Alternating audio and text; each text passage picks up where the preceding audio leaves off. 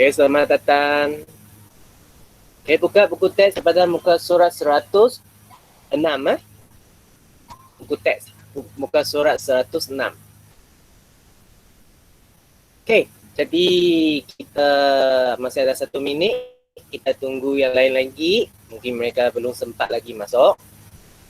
Okay, mungkin mereka belum sempat lagi masuk.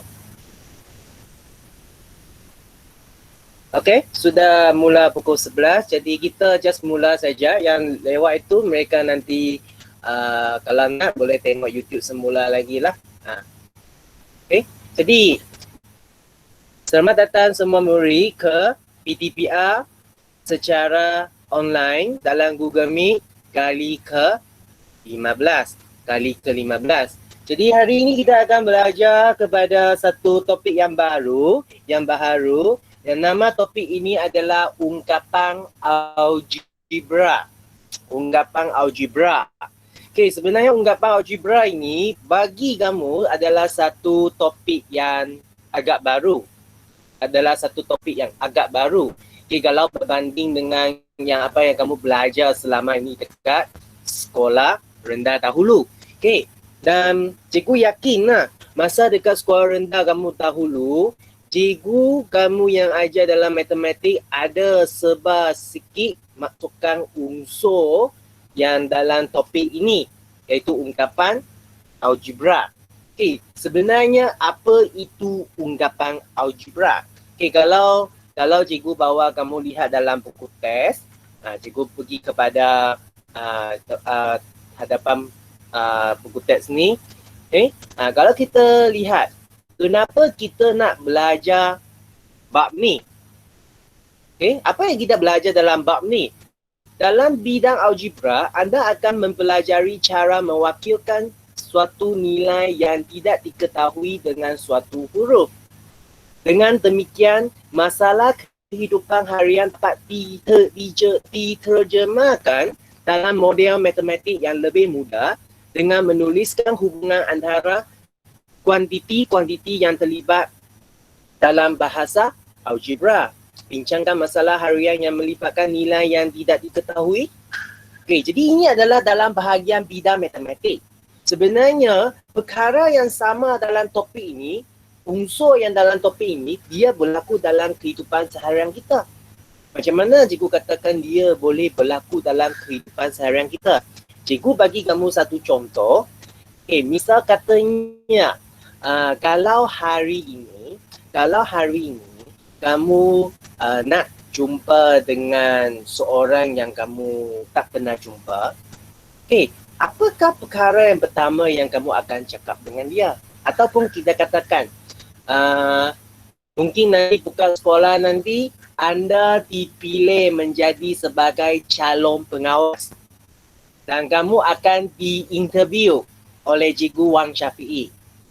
Jadi kamu akan, apa yang saya nak diinterviewkan? Jadi kadang-kadang ada murid dia akan pergi praktis kan.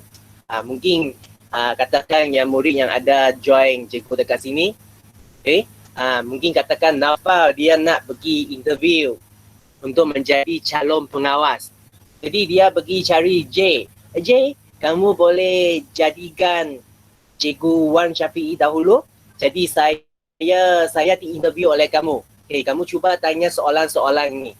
Jadi secara tidak langsung J ini dia akan menjadi satu apa? Satu macam algebra dalam ungkapan algebra ini untuk mewakilkan Cikgu Wan untuk menginterviewkan Naufal.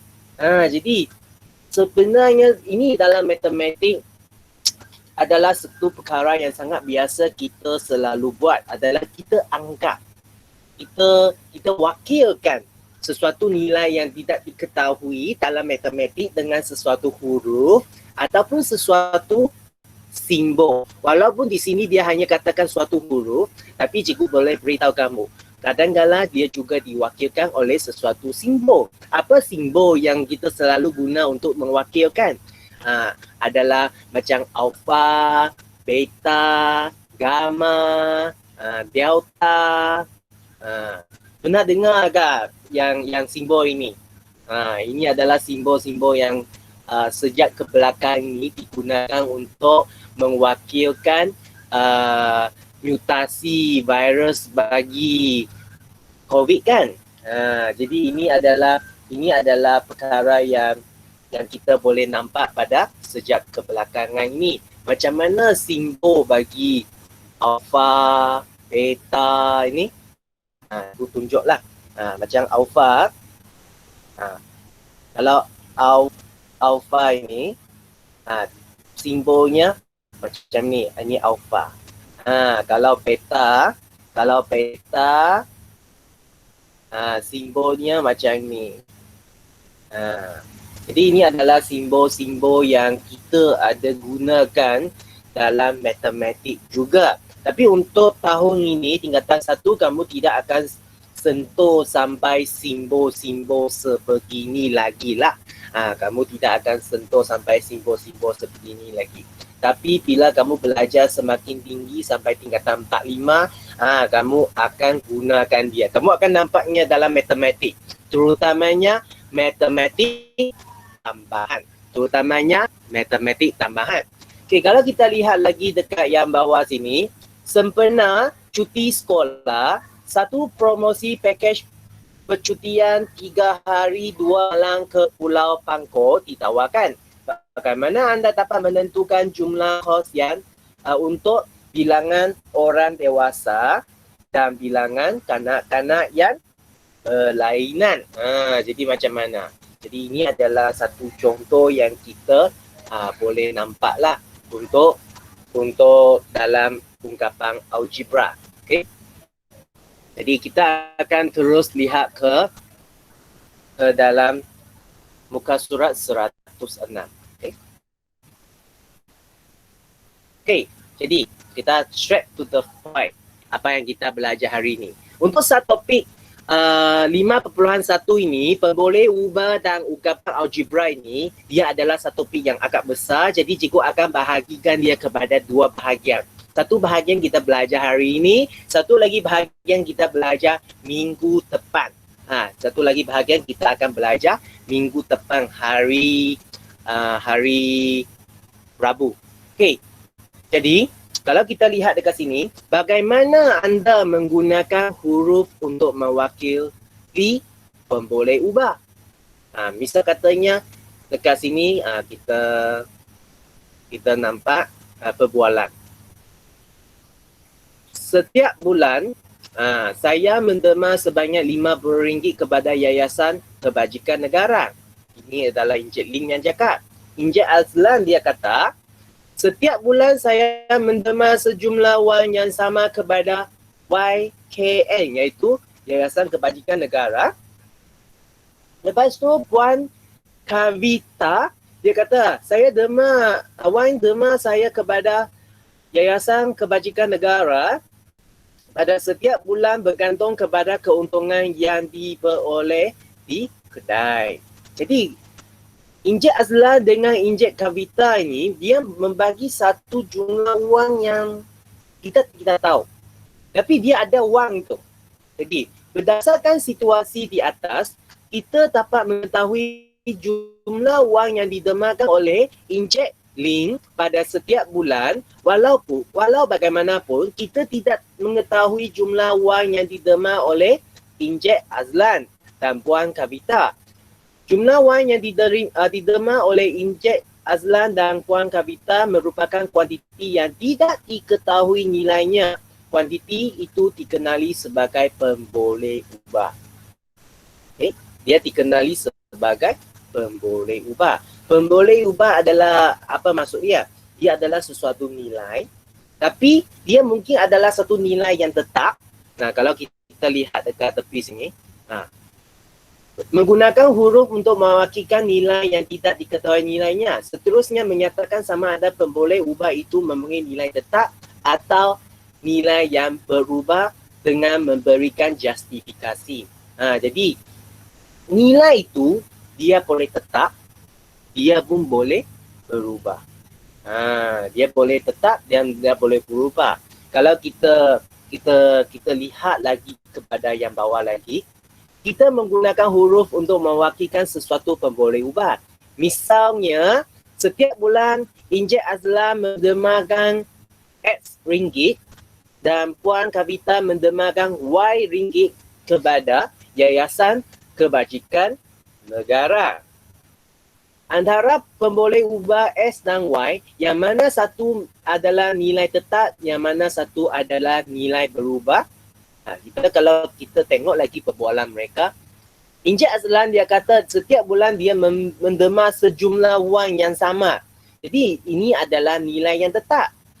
Untuk Puan Kavita ni dia kata duit yang dia derma itu, wang yang dia derma itu bergantung dengan keuntungan. Jadi keuntungan untuk sebuah kedai setiap bulan mungkin tak sama kan. Jadi bermaksudnya wang yang diderma oleh Puan Kavita dekat sini adalah sesuatu pemboleh ubah yang nilainya yang boleh berubah. Nilai yang berubah untuk Y, S adalah nilai yang tetap. Kalau kita lihat lagi dekat tepi sini, suatu pemboleh ubah mempunyai nilai yang tetap jika kuantiti diwakili sentiasa tetap pada sebarang masa. Suatu pemboleh ubah mempunyai nilai yang berubah jika kuantiti yang diwakili berubah mengikut masa.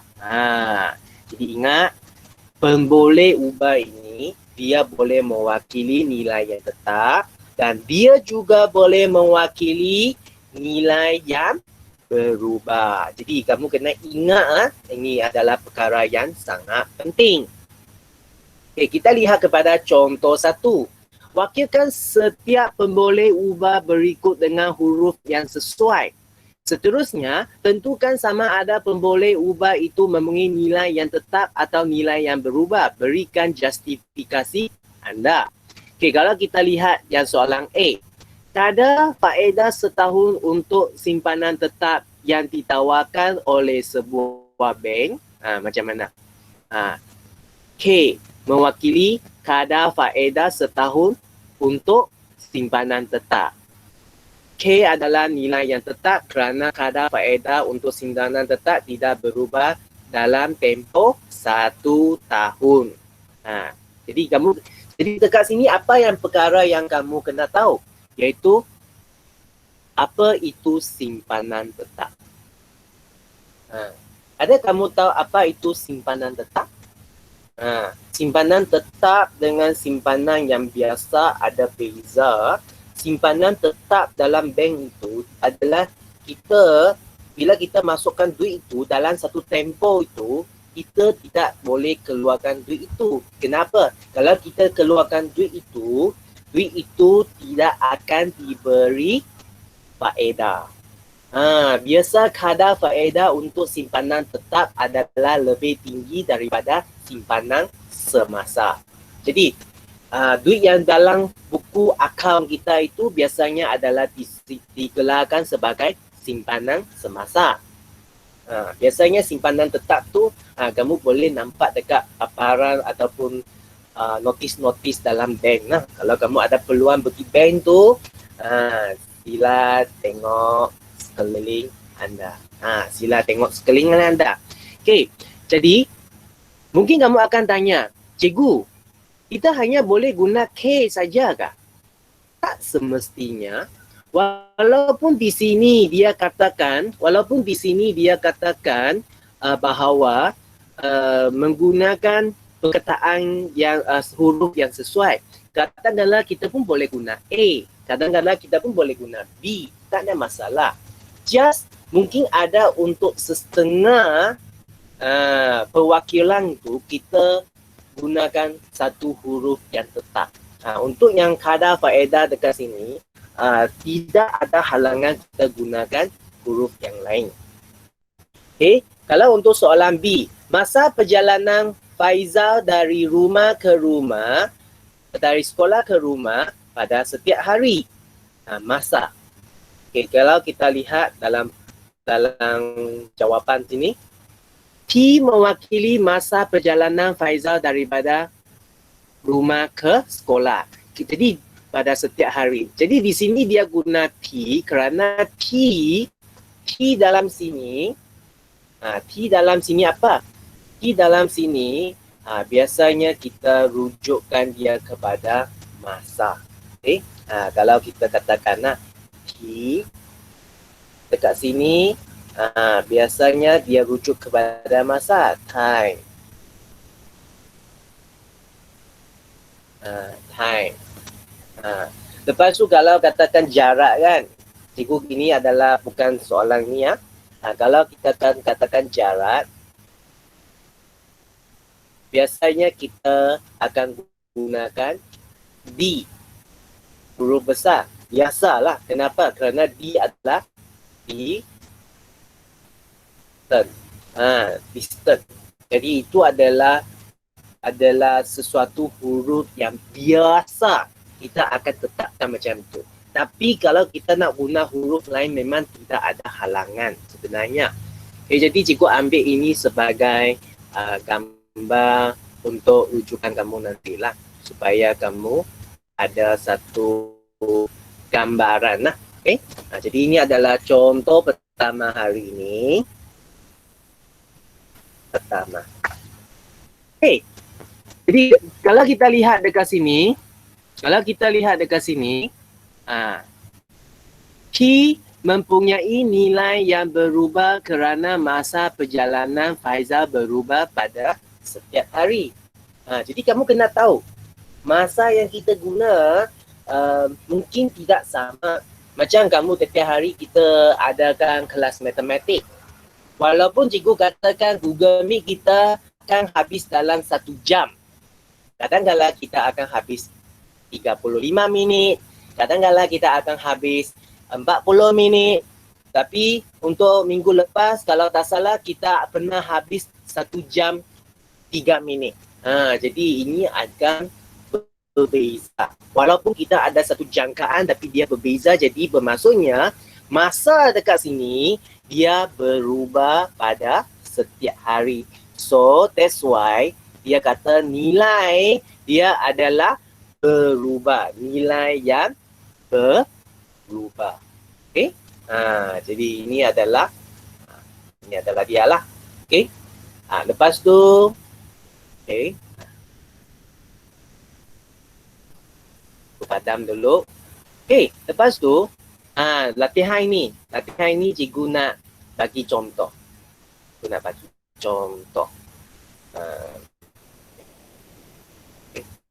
Bagi seru ini supaya kamu nampak.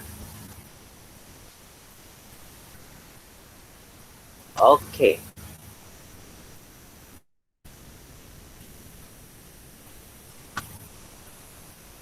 Okey.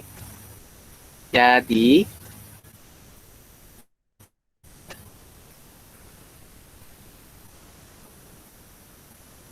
jadi di kat sini kita lihat soalan 1A.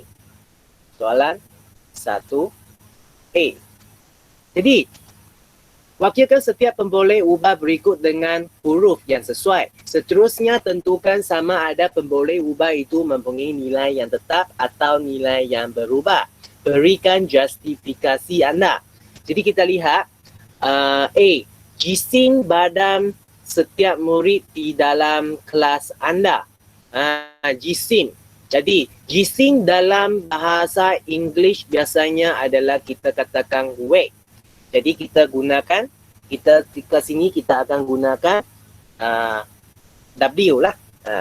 Kalau ke sini cikgu tulislah. W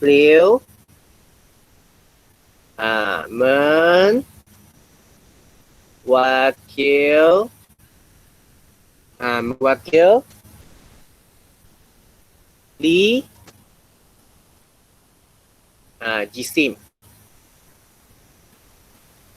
jisim badan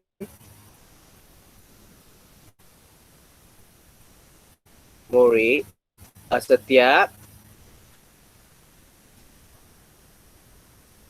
murid di dalam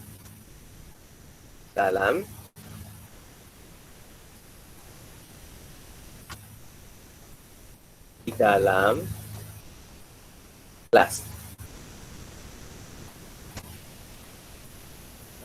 Okey, di dalam kelas. Ini adalah yang kita wakilkan. Lepas tu yang seterusnya kita kena bagi justifikasi. Justifikasi dekat sini adalah apa? Justifikasi dekat sini adalah W adalah apa? W mempunyai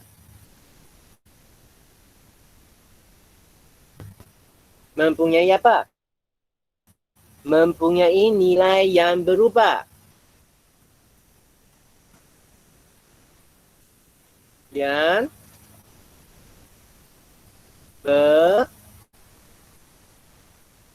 berubah. Kenapa? Kerana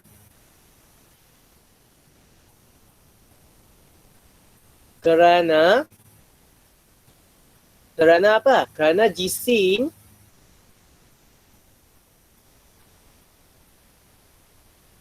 badan setiap murid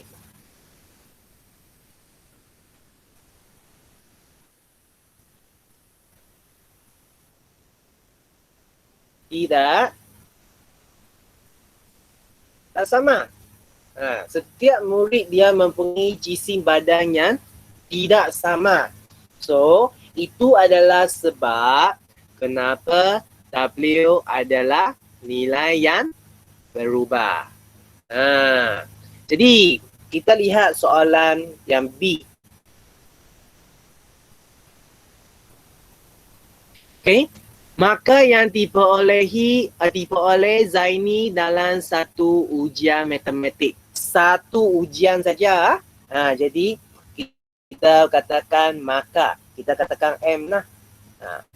M mewakili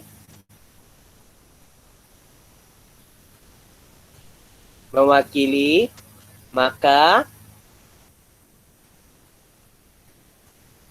yang diperoleh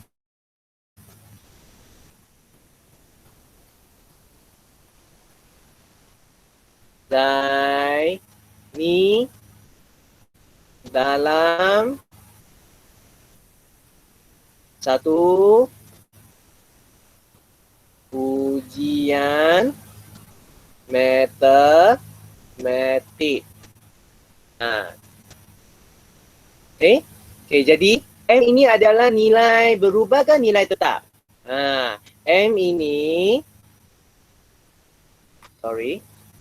M mempunyai nilai tetap. Nilai yang tetap. Dia adalah nilai yang tetap. Kenapa? Kerana adalah maka kerana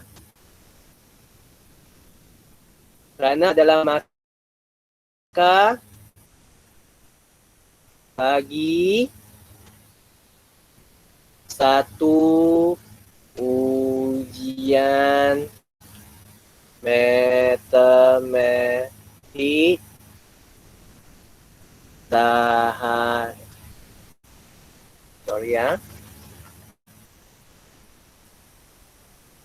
saja.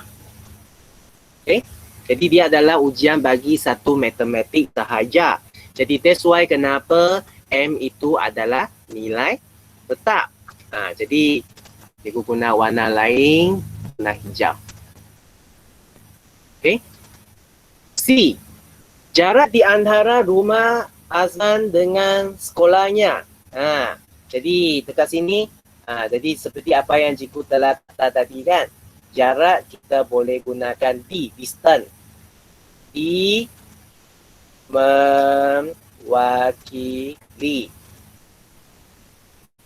mewakili jarak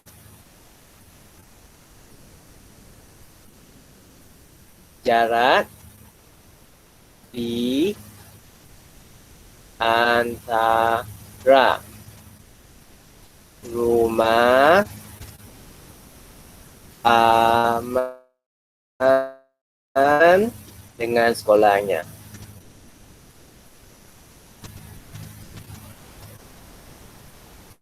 Okey. Okey, lepas tu apakah justifikasi di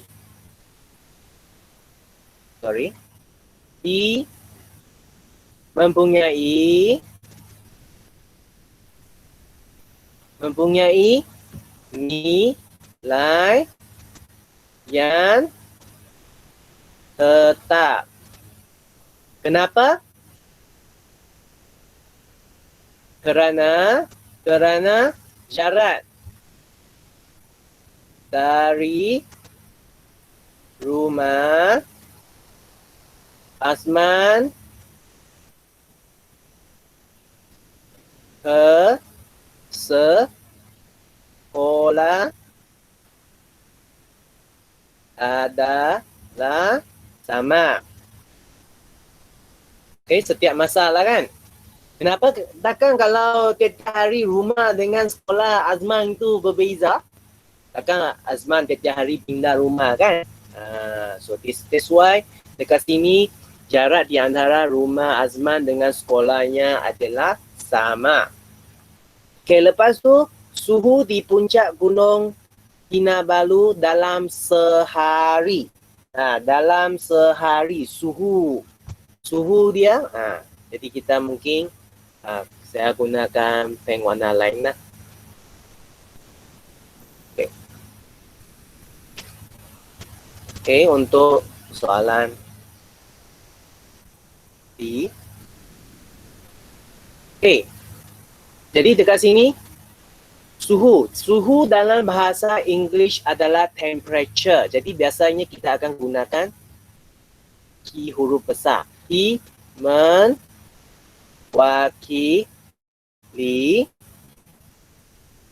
suhu di puncak Gunung Kota Kinabalu dalam sehari. Okay, jadi suhu ini dia adalah, adakah suhu ini dia adalah sama untuk setiap hari?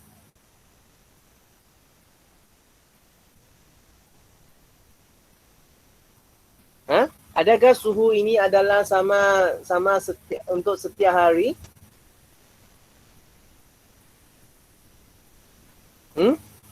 Fikirkan. Okay. Jadi cikgu beritahu dekat sini ya. Suhu dekat sini adalah nilai yang tetap ke nilai yang berubah? Jadi suhu dekat sini dia adalah satu nilai yang berubah. Okay, dia adalah satu nilai yang berubah kerana suhu dalam sehari itu dia akan berubah. Okay, pagi dia lebih sejuk, mungkin sampai malam dia lebih dia kurang, dia pagi lebih sejuk, tengah hari panas dan malam dia jadi sejuk kembali. Jadi Q mempunyai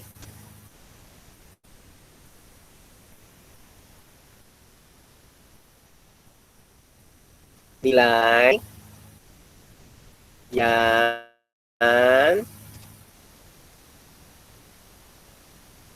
berubah kerana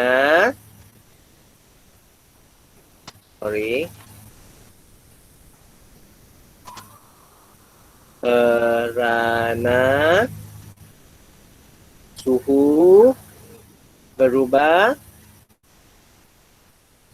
sepanjang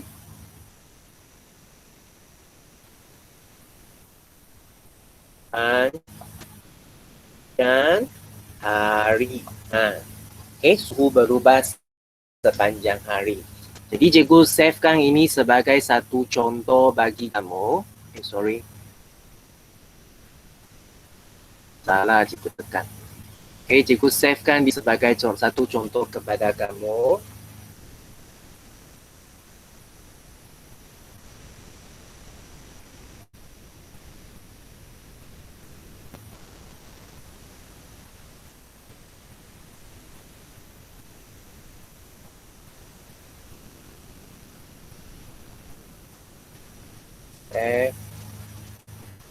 Sudah.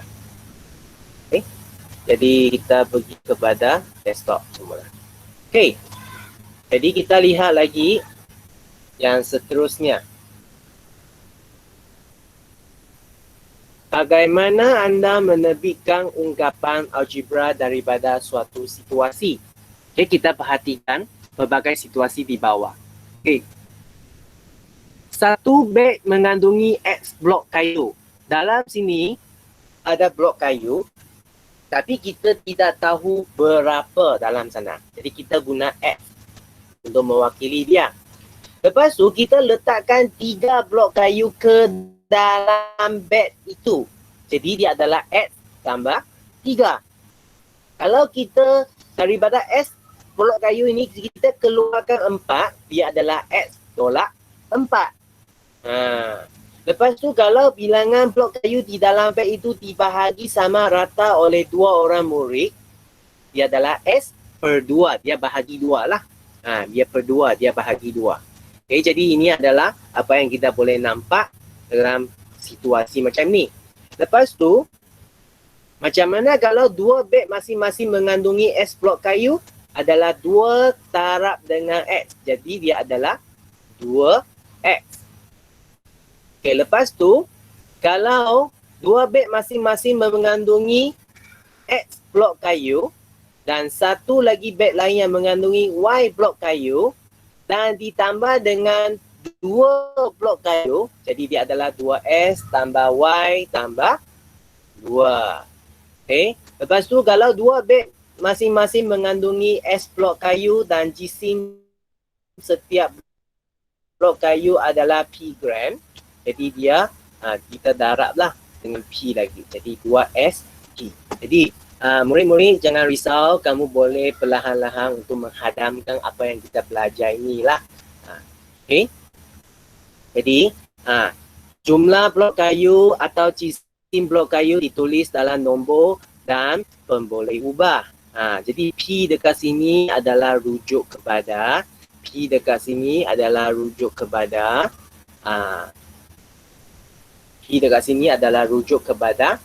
jisim. Jisim. Kita tengok sini. Dia adalah jisim. Jadi dia ini adalah disebut. Semua ini adalah disebut sebagai ungkapan algebra. Dia adalah disebut sebagai ungkapan algebra. Jadi kita lihat kepada contoh 2. Yusri membeli 5 biji apple dengan harga X sen sebiji dan 8 biji oren dengan harga Y sen sebiji. Tulis satu ungkapan algebra bagi jumlah wang yang dibayar. Jadi dekat sini jumlah harga apple adalah 5 darab dengan X lah. Kerana X berapa harganya kita tidak tahu. Jadi 5X. Jadi jumlah harga untuk orange adalah 8 darab Y. 8Y lah. Jadi jumlah bayaran adalah 5X tambah 8Y. Jadi inilah jawapan. Jadi kamu tak perlu tambah S dengan Y ni. Tak perlu. Kenapa? Kerana dia adalah perkara yang berlainan. Kecuali kamu sudah tahu apa nilai bagi S, apa nilai bagi Y, baru kita dapat selesaikan. Jadi 5S tambah 8Y ini digelarkan sebagai ungkapan algebra. Ungkapan algebra. Sama seperti yang inilah. Jadi sekarang cikgu nak lihat terus kepada buku kerja anda. Jadi cikgu nak kamu keluarkan buku kerja anda buku 1. Buku 1 bagi buku kerja anda. pukul 1 bagi buku kerja anda. Okey, kalau pukul 1 bagi buku kerja anda pada muka surat 26 dan 27. Ini adalah latihan yang kita akan buat untuk hari ini. Okey. Okey, pukul 1. Okey. Pukul 1. Nampak? Cikgu telah tunjukkan dalam kamera cikgu. Pukul 1. Okey. Jadi, pukul 1 dalam buku kerja anda. Okey, cikgu buka kepada buku kerja. Okey. Jadi cikgu akan tunjuklah cara untuk menyelesaikan. Jadi kebanyakan sini hanya perlu typing, jadi cikgu akan tutupkan papan cikgu. Okey.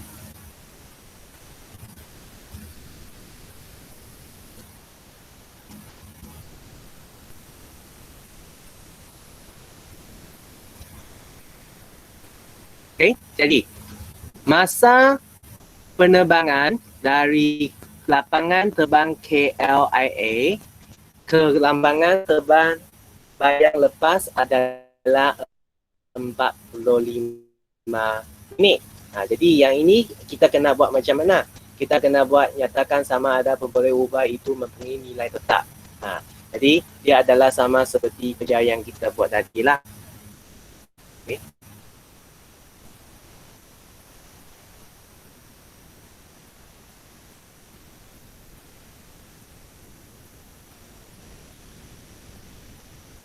Okey.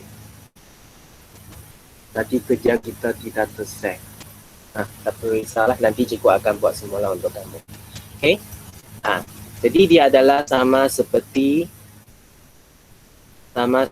tadi yang kita telah buat. Okey, jadi kena pastikan wakilkan pemboleh ubah dalam situasi berikut dengan huruf yang sesuai, kemudian nyatakan sama ada dia ada nilai tetap atau tidak. Berikan justifikasi. Jadi sekarang kita lihat soalan 1. Okey, masa penerbangan daripada lambangan terbang KLIA ke lambangan terbang Bayan Lepas ialah 45 minit. Jadi masa penerbangan, kita tulis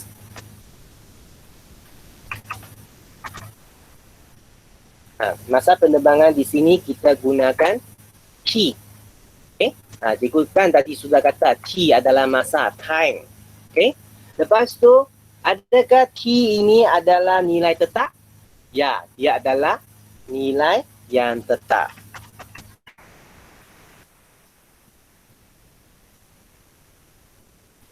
Dia adalah nilai yang tetap. Jadi, T ini dia adalah 45 minit. Dia adalah 45 minit. Karena dia adalah nilai yang tetap. Jadi ini adalah cara kita tulislah. Macam mana dengan soalan 2? Panjang sisi sebuah segi empat tepat adalah lebih 8 cm daripada lebarnya. Jadi macam mana? Jadi dekat sini kita kena tulis panjang sisi ini kita gunakan apa? Kita gunakan, mungkin kita katakan P lah. Panjang sisi, huruf yang digunakan untuk mewakili adalah P lah. Dan adakah P ini adalah nilai tetap ke nilai berubah? P ini adalah nilai yang berubah. Dia adalah nilai yang berubah. Kenapa? Kerana lebar di sini dia tidak beritahu kan. Jadi kita boleh tulislah kerana lebar segi empat